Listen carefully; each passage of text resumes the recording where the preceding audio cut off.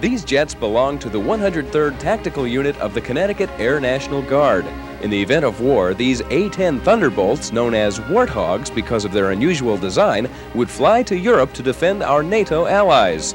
To make the 9-hour flight, the Warthogs must refuel in mid-air. It's an important procedure and one that is practiced frequently by these pilots on their weekend maneuvers. If you can't refuel in air, you can't go to war, where this plane is designed to do its job. So it's critical for this job, for this aircraft to be able to get to where it's going, and that's over the ocean. That requires refueling.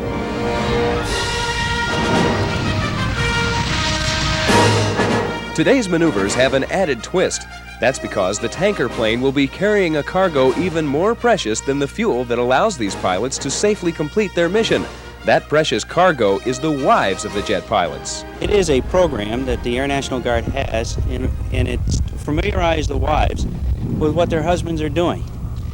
It gives them a better appreciation, and it's our way of thanking them for giving up all the time that they have to give up and sacrifice so their husbands can come up and do the training. Chip Clossy is a corporate pilot who flies for the Guard in his spare time. Even though he's been doing it for 10 years, today is the first time his wife Sue will see him in a Warthog. The same is true for Jack and Marion Collins and Hank and Connie Kuhlman. It's a side of him I don't see, that I just hear about. I hear more about what he does cutting up with the Guard people than I do the actual flying. Mission objective is to go up and refuel, go to the range, tactical force. We'll hear the alarm bell ring before we taxi. So we're going to be climbing up to flight level 210. That's 21,000 feet.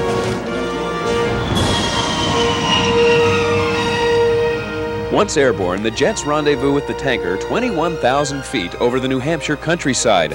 To refuel their jets, the pilots must fly to within 20 feet of the tanker. A boom operator lying in the back of the tanker steers the movable fuel arm into the nose of the Warthog. The wives get to help the boom operator and take turns watching their husbands work just a few feet below at 360 miles per hour. How you doing up there, Chipper? It's a little scary. You know, I think just the fact of being there together, you know, not on the ground, and it was almost like being part of one another, really. I'm still here. I see you. See me? I see your cable lens moving around in there. I took 3 pictures. Try to run, disconnect now. One disconnect. 4-4, you're cleared to contact. 9-9 ready. You sound nervous, Connie. This guy's giving you a hard time? Can you see me? I don't know. Wave at me. Yep. I've seen him in airplanes a lot, and I've seen him fly over, but I've never seen him in the air that close. It was really a nice experience. Hey, this is great. Think we ought to get one of our own? Sure should. Save your pennies.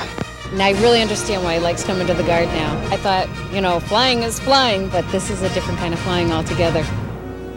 The exercise is over in less than an hour, but what the wives have learned about the Guard and their husbands should stay with them a very long time. It was great. Now he knows his stuff now.